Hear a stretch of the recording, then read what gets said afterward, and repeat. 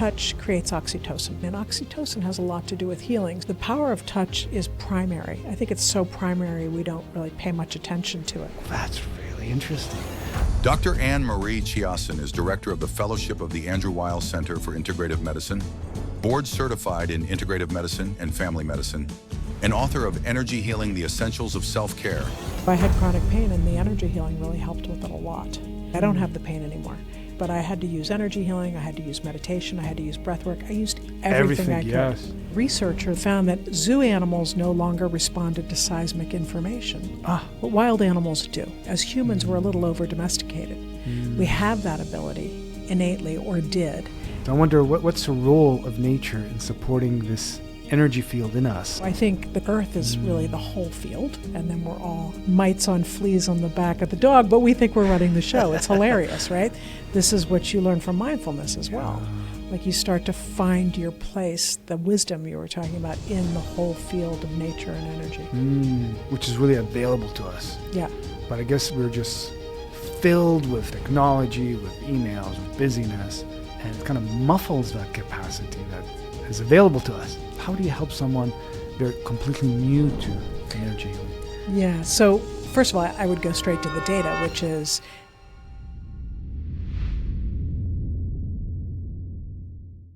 Hello everyone, welcome to this episode. This is going to be a treat, friends. I'm all the way in Tucson, Arizona. I just had a chance to present at the Andrew Weil Center for Integrative Medicine.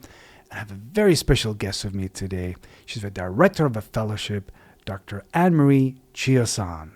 And for those of you who are not as familiar with her incredible work, Dr.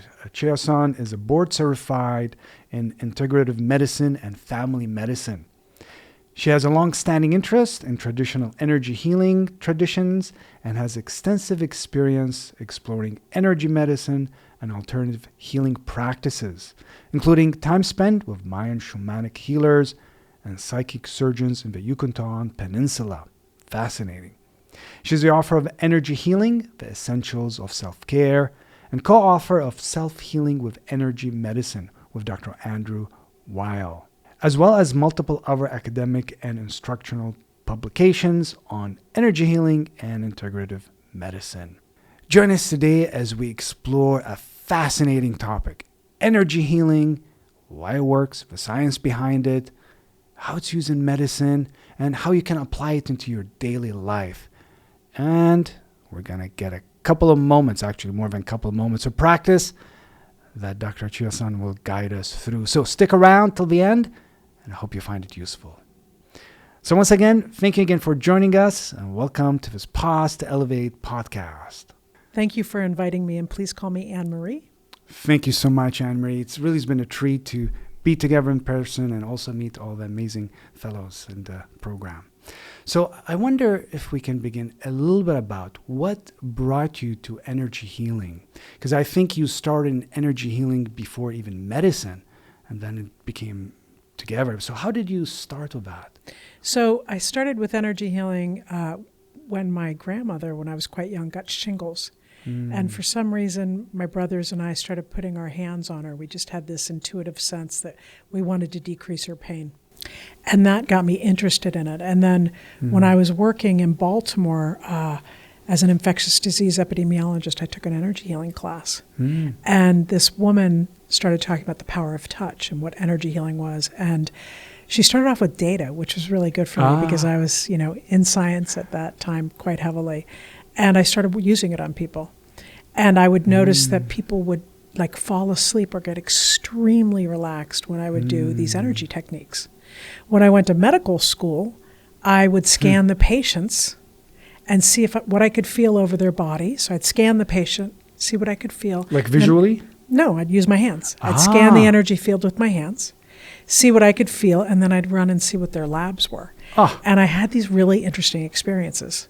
I could tell where the problem was. I couldn't tell what the problem was. And so I started building this repertoire of scanning people and using energy techniques with the curtains closed as a medical student, and then mixing it with medicine. So it sort of all came together for me when I was in my training.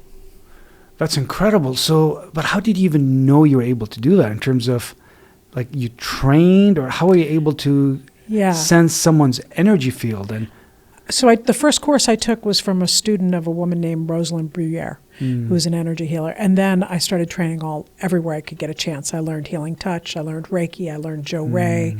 I started studying with teachers down in Mexico, different shamans. I tried to learn as many modalities for energy healing. My main teacher was a gentleman named Brew Joy, who was a physician, actually, who was doing energy healing. So I just started learning as much as I could from nurses in the hospital. I did my residency in northern Canada, and the nurses in the ICU were doing healing touch. After the doctors would all go home, they would run energy on the patients. So to me, it was just part of medicine, really, because I had learned it beforehand.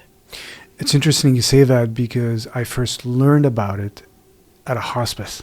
I used to volunteer in palliative care, and one of the trainings we did get is healing touch. And when I first heard about it, like, I thought, okay, like, is this going to really, like, what is this? Like, I was skeptical. But they got us to do exercises and feel each other's energy with hands, and it was quite incredible. And people really appreciate it at the palliative care and hospice. And we would ask permission first, of course, before we do that. It's a lot like mindfulness. Once you put your aperture of your awareness on the energy field, you can feel it, right? It's just that we tend to dampen that ability down as we're in busy cities, or you're sitting. You don't want to feel the energy of the person next to you on the subway, right? But the moment we're invited back into that expanded field where we can feel what the energy coming off someone, it's quite easy to do. It's what the animals are doing all the time, right? If you think of equine therapy, that's what the animals are doing. They're reading the human's energy field. So it's not a large shift. It's a small shift into feeling it. And with medical students, residents, or people who aren't in the medical profession, once you give them a glimpse of it, I think they often quite enjoy it. So you're naming something. It's something that exists, but we're just not tapping into it. It's like gravity. If we can't see it, but if you drop a pen, it's going to fall, but it's here, but we can't see it. You remind me of something else that happened a couple of weeks ago. I have 2 birds, cockatiels. They're just 2 sweeties. And middle of the night, my wife woke up, she's very connected to them. She woke up in panic. She said, "The birds." I was like, what's wrong? I didn't hear anything. And she runs to the room where they're in, and they're flopping their wings. And we had no idea what's going on. So she just stayed with them, calmed them, and, they went back to sleep, and she did too. The next day, we listened to the news, and at that same time, whatever it was, the exact time, literally, there was an earthquake, 3.2, not like massive enough, not exactly near us, but a couple hours away from us. And they felt that. Yeah. This is interesting because one of the things that happened after that big tsunami that happened in Asia, I think 2005 or 2006, they noticed that the animals moved out of the way about 20 minutes before the big tsunami came in, right? So there was a researcher that looked at animals in the zoo, and they found that zoo animals no longer responded to seismic information, but wild animals do. And so one of the things I've love to explore is how, as humans, we're a little over-domesticated. We have that ability innately, or did. And now that we've come indoors and live in society, we don't pay that much attention to it. But once you start playing around with energy through a martial art, or through hands-on healing, healing touch, or through yoga, qigong, all of a sudden I think you get a better sense of what the animals are sensing. Yeah. You're also naming nature. So I wonder, what's the role of nature in supporting this energy field in us and fueling this energy field, like being out in nature? I wonder, is there things you've looked out into?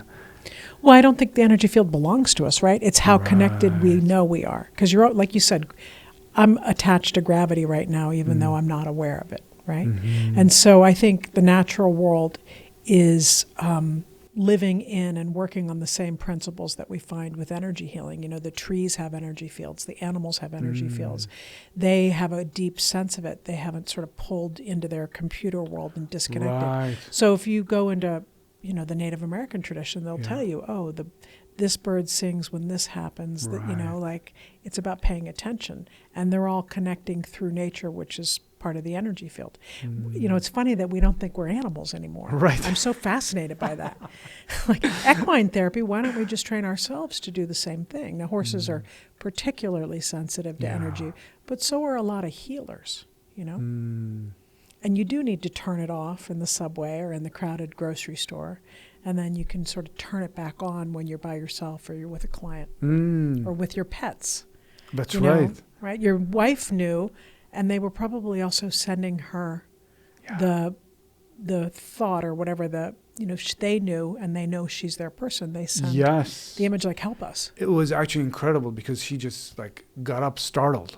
And I thought she had a nightmare. I was like, oh, what's wrong? She's like, birds. I'm like, what about them? Like, I didn't hear anything. I'm like, and she just knew. She just went. So just like, wow, what a connection. In hospice, I saw a lot of this. So I did hospice for 8 years. And if I had a patient that was struggling, sometimes I'd wake up in the middle of the night and I'd know that they had either gotten settled or died, and I'd call the nurses. They'd say, no, he just got quiet. And it was almost like being, you know, we think that you have to be in the same room to be connected, but you're more connected over long distances with other people, with other animals. You know, and that's part of this, I call it the unified field of energy, that we're all in, and the earth is really the whole field. And then we're all, I like to say we're mites on fleas on the back of the dog, but we think we're running the show. It's hilarious, right? This is what you learn from mindfulness as well. Like you start to find your place, the wisdom you were talking about in the whole field of nature and energy. Which is really available to us. Yeah. But I guess we're just filled with stuff, with technology, with emails, with phones, with busyness. And it kind of muffles that capacity that is available to us. Yeah. But it's I guess like anything, what you're saying is if you spend time in honing it, you can improve on it. Yeah. And kids have it. I mean, Yeah. a lot of young children can see auras. They can see the energy field. And then by 3, 4, 5, they lose that ability. But, you know, if you talk to a kid, they'll say, what's that orange stuff around you? You know, kids can see it as well as sense it. Because if we think of like energy, sometimes people have a hard time understanding. Like in medicine, energy is used, like even like x-rays, right? So how do you help people who might be very skeptical of going, oh, this healing energy, and they just like, what is the data? Or they want the research on it. How do you help someone they're completely new to energy healing? Yeah. So first of all, I would go straight to the data, which is hands-on. Mostly we're talking right now about hands-on therapies. But of course, sound has energy to it, you know, movement, yoga, those kinds of things. But right now we're really talking about hands-on. Because a cardiac pacemaker has energy, right? Same thing. You know, as soon as it gets accepted by conventional medicine, it's not called energy healing anymore, right? Which I find fascinating. So, so the first thing is the data, which is there's strong evidence, level 1 evidence that it decreases pain. Not post-operative pain, which makes sense because you don't want to add too much energy into a system that is just been cut or is healing. So not soon after injury, is that what you're saying? No, Or you know, you can do operative. it, but it's not as strong for post-operative Right. pain. But it's evidence level 1 for most kinds of pain, which is really interesting. It's also one of the reasons it's good in hospice is that it works for people who have dementia. It settles them down. Yeah. And if you've seen anyone who's older who has dementia that gets upset, you know, we call them behaviors. We don't have much to do except to sedate them. Right. Which is, you know, really hard, but energy healing settles them down. It's got evidence level 2 for that, which is beautiful. And it has all the other qualities that you need in epidemiology. It has a dose response. You know, the more you do, the better a person gets. It has biologic plausibility. It has a temporal plausibility. In the levels of evidence that it requires scientifically, energy healing hits 5 of them. Wow. So that's the first thing. Second thing is if you give somebody an experience of it, then right away they're like, oh, of course I can feel that. Yeah. You know, and they're like, oh my God, what's wrong with your knee? There's more heat over your knee. So that's a good one. Sometimes I turn off the lights and I can get people to see the aura. It's not very hard. If you turn the lights off, they can see the energy coming off their hands. I do that with medical students. Oh, really? Yeah. But then the other thing is, I just talk about the power of touch. So the power of touch is primary. I think it's so primary we don't really pay much attention to it. But we know from Tiffany Field's research out of the University of Miami that touch creates oxytocin. So we know this from, the kangaroo holds with the babies. Right. You put the baby on the mother, the baby gets better, right? And so gentle touch decreases heart rate in dogs and vocalization in chicks. We know that it creates more oxytocin to the brain, and oxytocin has a lot to do with healing. So with someone who's a total skeptic and isn't going to go into the epidemiology or the data like I do, I just talk about the basic principle of touch, and that we know touch does the same thing that looking in a dog's eyes does. Really powerful. And so the drug companies are into this right now, and they're making spray oxytocin, but you can do it through touch. And it doesn't matter who's touching you, it just matters the quality of touch. Yeah. So when I work with the students, I'll have them do fearful touch, which is very different than kind touch or compassionate touch. So I teach people to do it on themselves or others, and they can immediately feel The difference. So there's something about intentionality. Yeah. So intentioning, like healing, kindness. I guess it can go on the negative side then if someone has... Yeah. If I was very anxious and I put my hand on you, you might pull away. So this has been interesting with dementia patients and also with babies or with animals.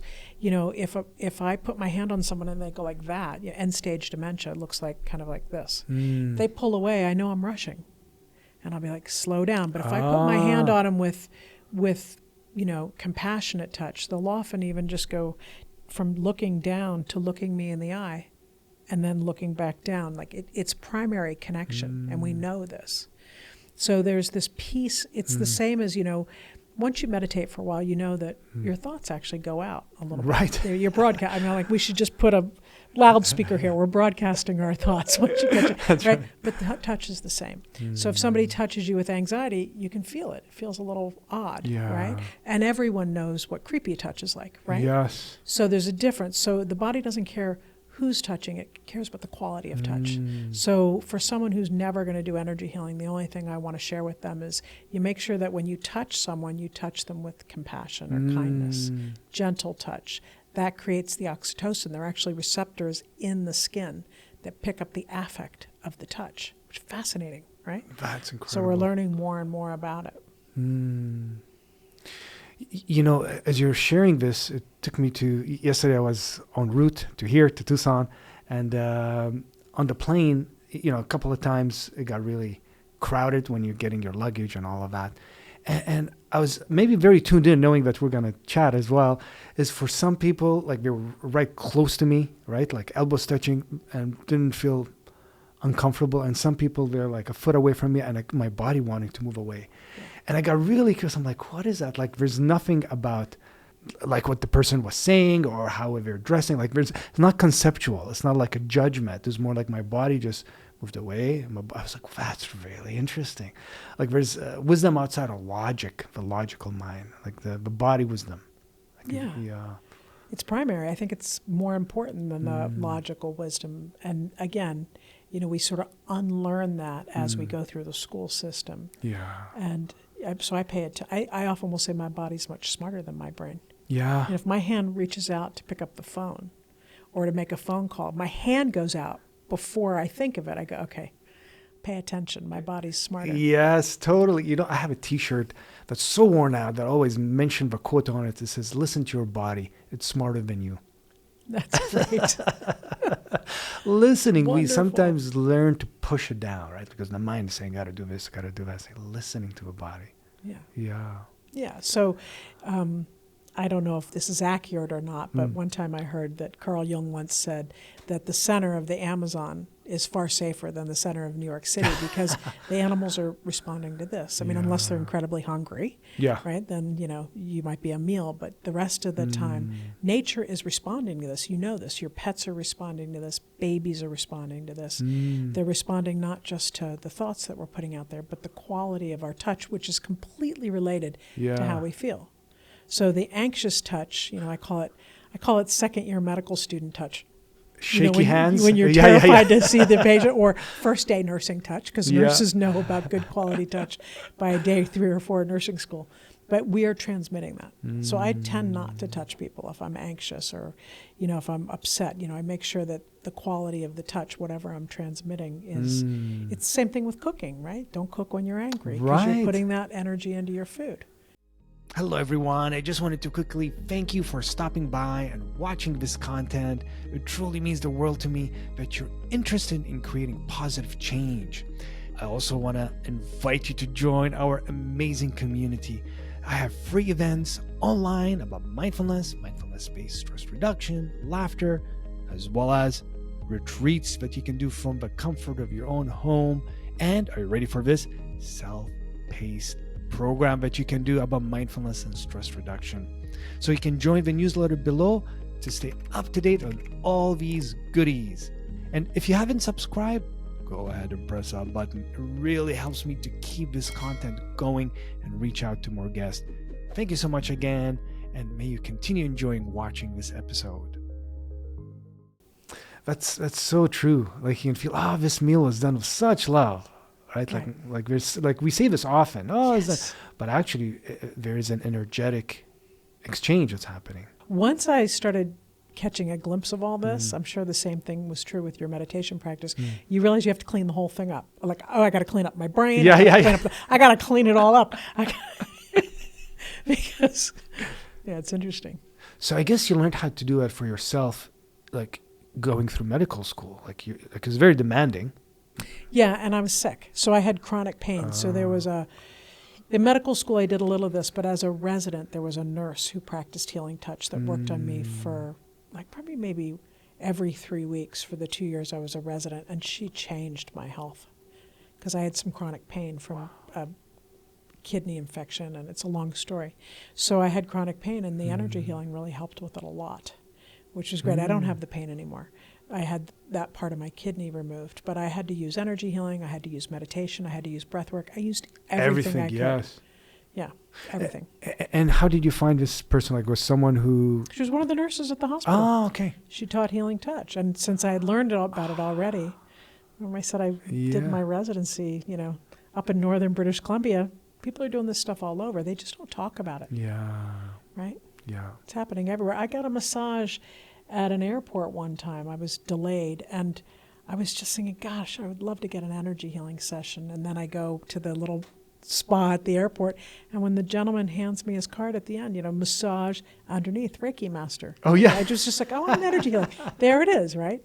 Because massage therapists are running energy all the time. Yes. Doctors, nurses, anyone who's working with people, certified nursing assistants, they're running energy while they're touching the patient. The question is, some people's touch feels really good, like some masseuses, and some doesn't. It's usually the quality of the touch. So this learning, if someone is new to this and they're curious, I guess what's a good place to start? Well, go get some energy healing done. That's a good one. Like I would say, a lot of towns have Reiki circles, so you can go, and that's one way of doing it. But then also take a course. So I love healing touch. Healing Beyond Borders is another one. Reiki is another tradition. Every tradition has an energy healing branch. So Qigong, they're Qigong healers. Yoga has all of it. It has the breath work, the movement. Yeah. The movement moves energy, right? And then it has all the principles as well. But I love healing touch. And some of the Reiki classes I've taken have been good too. So just find somebody you like who puts their hands on you that feels, appropriate to you, feels good, and then go study with them. Yeah. Again, your hands are smarter around this than... There's an interesting phenomenon where the pattern of energy on the hands is different according to traditions. So people who study, like with the Rosalind Briere or Barbara Brennan's another wonderful school, they tend to have... that palm's red, and Reiki healers tend to run more energy on their fingers. Oh, yeah. It's fascinating. So, just put in energy healing, and there's therapeutic touch, healing touch, Barbara Brennan's school. There are quite a few. You learned healing touch. Right? Healing touch, yes. Yeah, I love healing touch. Yeah. It was quite surprising. Quite surprising how soothing it was. Yeah. Soothing it was, yeah. Yeah. So, I was thinking about your connection to your energy. and your connection in your journey to following this intuition. And I'm wondering, is that what led you to Andrew Weil, Dr. Andrew Weil? Like, how did that come about? Like this journey where here you are, the director of the center. Like what? I'm the director of the fellowship. Fellowship, not yes. The center, yeah. Yes. I don't know what led. I mean, I think life has a much better plan for us than we know. Yeah. So I was doing the energy healing and practicing for the Central Interior Native Health Service up in northern British Columbia, which was good because I could do energy healing on patients at lunch because everyone there pretty much had it in their culture that, hands-on healing would be helpful. And then, I mean, life brought us here, and I found out about Dr. Weil in the Tucson City Guidebook. I was looking for a shaded playground for my kids. I had no idea it was a field. I had never heard about him. My family apparently had, but I hadn't. My family was joking. They were reading him, 10 years before I even heard about it. But I found him, and then I remember looking and thinking, oh, my goodness, this guy does what I do. He's putting it all together. And I did nutrition. I did energy healing. I did dream work. I did, everything I could find that would help patients in addition to conventional medicine. Yes. Right? And then he had invented a field and a fellowship. So I moved here and I did the fellowship. And then, I like to joke, I did the fellowship and I refused to leave. Yes. So I have been working with them since then. But I also did hospice and palliative medicine and many other things down here. So how I found Dr. Weil, chance. But isn't that how most of these things happen? Yes. And it makes me think it's a combination of chance, but also following, like you're following your heart. You could have taken other steps, led you somewhere else. Certainly, I grew up in a family where we learned meditation at the age of 10. My mom was into natural foods. My grandmother was into natural foods, vitamin C. I wrote a paper in medical school on garlic. So I was already drawn to this, and then I found Dr. Weil. I would say probably half or 2/3 of our fellows are the same, the students that come. They've been doing this anyway. They knew intuitively that there was more to health and healing than just pills and surgery. Right. And then they come and study with us, and they're like, oh, this is what I've been doing. People who grow up with Ayurveda as their background, or Unani healing, or Chinese medicine, have been putting it together. Our grandmothers knew a lot of this, right? And our great-grandmothers. Yes. So we've all been raised with something. Yeah. It's just how do we bring it into medicine? It seems like reconnecting to this wisdom that already exists, this reconnecting, coming back to it. Yes. You've written a couple different books, or co-authored a book and written a book as well. And I'm wondering, can you share a little about your book? So I think you're talking about energy healing. That's right. Yeah. So I wrote that a while ago. So that's a collection of stories and practices that I found helpful along the way. So it's the basics of energy healing from a multicultural tradition. I trained quite a bit with some healers down in Mexico. And so I weave in stories about how I learned about energy healing from them, and then the pieces that have been most helpful for me since I had chronic pain for so long. So that's what that book was birthed from. And what would you say some key things someone can apply from the book? So I get often asked, like, what's the number one thing in our culture? And I would say in traditional Chinese medicine, they talk about having a warm pelvis, a neutral heart, and a cool head. Right? That's the right flow of energy in the body. And I would say that a lot of people in our culture have a hot head, a neutral heart, and a cool pelvis. So doing practices to move energy in the lower half of the body, I like to use Qigong for that, or toe tapping, learning how to get grounded and, quiet the mind is an easy one. It's a lot of what you're talking about, sitting back and responding instead of reacting is one.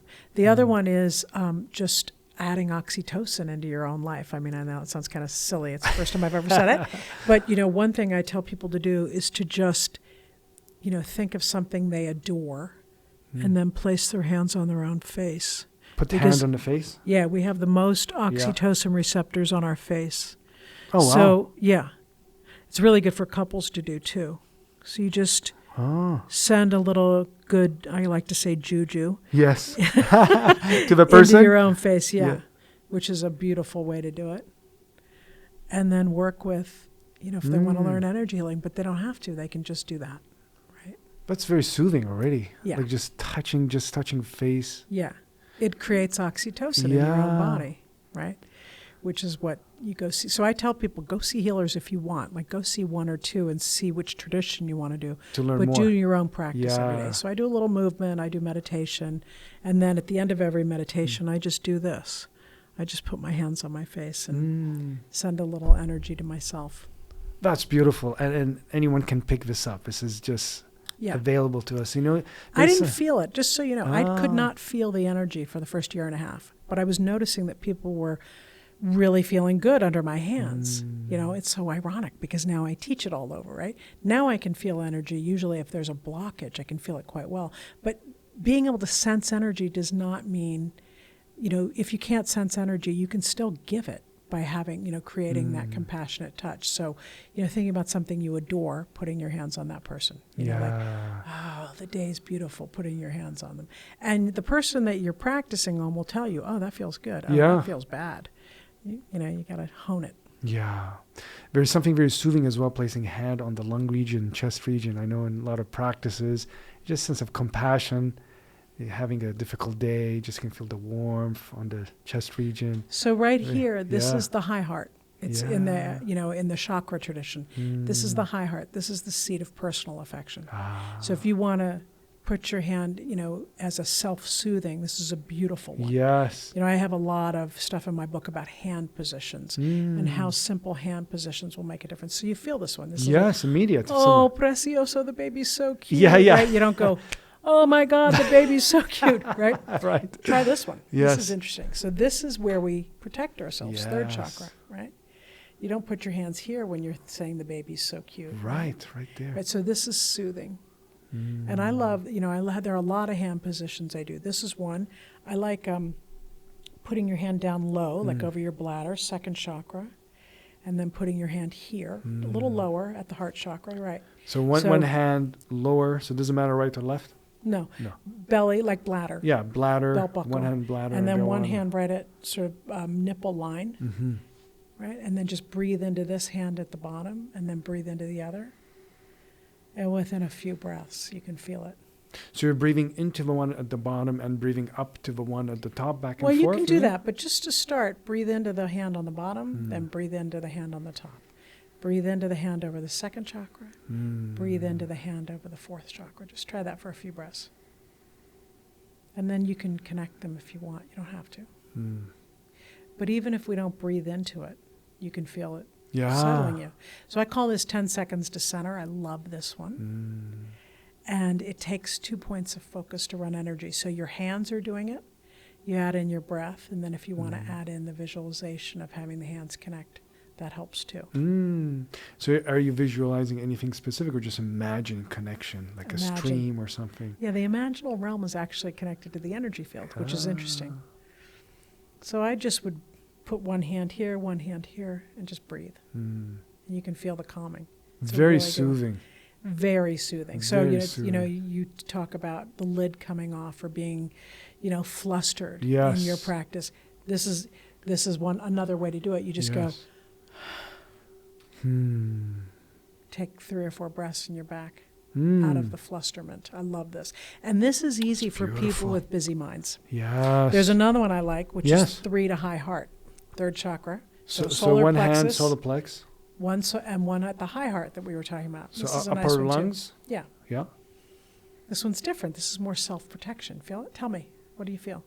Yeah, it feels, my shoulders were like as if like not guarded, but just like felt more solid rather than, Yeah, this is a good one. Yeah. And there's one more I'll show you. So this one Please, I feel is more like self-protection. This one's more like, the first one we did is more centering and calming. And this would be more like if the plane was bumping around. Like say the plane was jumping around and I was like a little nervous, right? Bad turbulence. Yes. I'd probably do 3 to high heart, this one.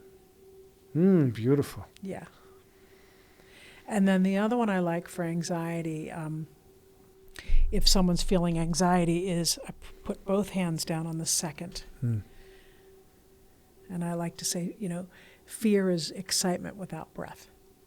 Fear is excitement, one breath. Beautiful. Yeah. Or you could say Yes. anxiety. So having people then just focus their breath and their hands on the second chakra getting rooted. So that's a good one too. Take a few breaths. And if you add your hands, see, it gives another dimensionality to the breath work that moves more energy. So that's a good one. Ah, beautiful. Yeah. I can feel it in my whole body. Like there's Yeah. Yeah. So that's another way I start with people is by giving them simple hand positions to get the hang of it. You know, difficult conversation. And, you know, other people don't notice it.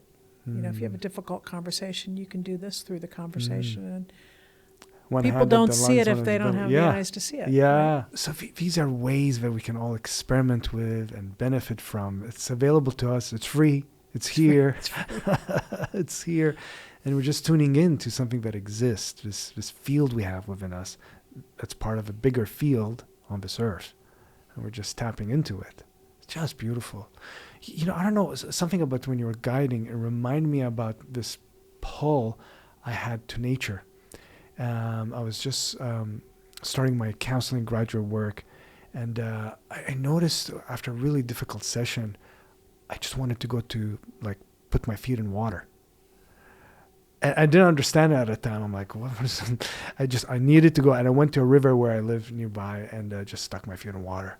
It felt so soothing.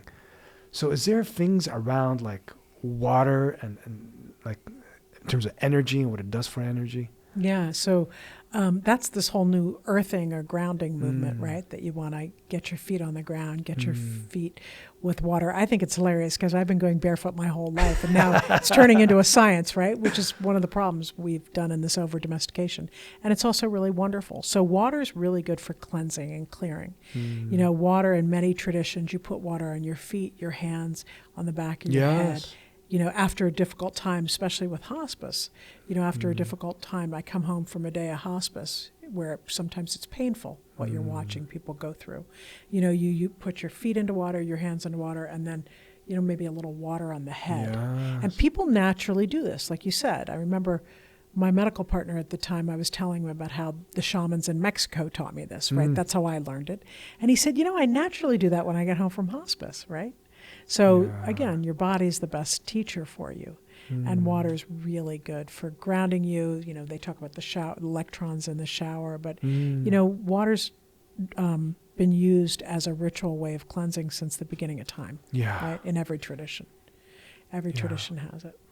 So there's the water element that we can connect to. It's available to us. Hopefully wherever you live as well, if you're listening to this nearby. So Bathtub. Yeah, bathtub. Sink. Put your feet in the sink. Yeah. That's how I used to calm my babies, actually. I would run water in the sink and put their feet in the sink. They loved it. Yeah. You know, I was looking into something for migraines, and my wife has migraines, and looking into, I don't know how much research there is on it, but putting feet in hot water when there's migraines. So I need to look more into it, but have you heard anything about that? That's really interesting because when I work with people who have migraines, I suggest that they do something to get the energy lower in their body. So I would use toe tapping, feet in warm water, right? Also running the energy from one eye to the opposite chest works. That's another way. So you're covering one eye and you're putting... Yeah, one eye and then over on your chest here. So one eye covered and the other hand on the upper chest. Yeah, and then like this, and then So, get the energy. Yeah. So but if the water is, you know, in Ayurveda, they often say don't, you know, before bed or that kind of thing, you put your lower half of the body in the water, but not the upper, because you need your energy to be grounded to go to sleep. And with migraines in the energy field, there's usually a spike out here in their energy field. Right. So you want to find a way to bring that energy down out of the head. So pigeon would work perhaps in yoga. So pigeon pose, yeah. So on the floor, yeah. And she has to try, she'll find one that is really helpful. You know, she has to try different things. I mean, that's the thing, is that all the healing techniques and all the meditation techniques that we've been talking about, somebody just spent time with their body. Right. And that was, this is how it works, right? So, you know, we could give your wife 5 or 10 things to do, and then she would figure out which one worked for her. An experiment. Yeah. Yeah, absolutely. Well, this is there's so many things that we can look into. And I so enjoy having this conversation with you. And I have to tell you, it just feels like it's opening doors as we're speaking to learning more about this. So I hope listeners as well are feeling the same way, like, this is a door opener, if that's of interest, to learn more and explore and follow your own gut. What do you need to do? Where do you need to learn? So I really want to thank you, especially you're doing this in the middle of a very busy week, which is the experiential week for the fellowship, and you took the time to do this. So I really want to thank you and for all the work that you do, truly. So, Chiasson, I also want to thank you for teaching our fellows. So you're coming down and training our integrative medicine fellows so they can practice integrative medicine out in the world, and it is so valuable to us for you to share your expertise with these really future leaders. So thank you very much. Thank you so much again. And I'm wondering, any final thoughts for the listeners, or, encouragements if you want to give this a try, this healing touch? Okay, well, Yes. there is one thing that Yes. just came to mind, which is one of the things I found most fascinating about COVID was once we learned about the 6 feet, I remember walking into the grocery store and noticing that people could tell when I was right at the Closer? edge of the 6 feet. Yeah. So COVID made people very aware of the energy around their bodies. It's like one of it was such a difficult thing, but one of the perks. So, playing around with just at what distance do you feel another person is a wonderful way to start becoming more aware of your energy field, because your energy field goes outside your body to a certain extent. Yeah. And we could all do it. We could tell when somebody was 6 feet away. Isn't that interesting? We open the aperture of our awareness to that. So I love doing that. I love going to places and just feeling the crowd and noticing like basketball games. Oh my goodness. So, Yes. enlivening, right? Water, things like that.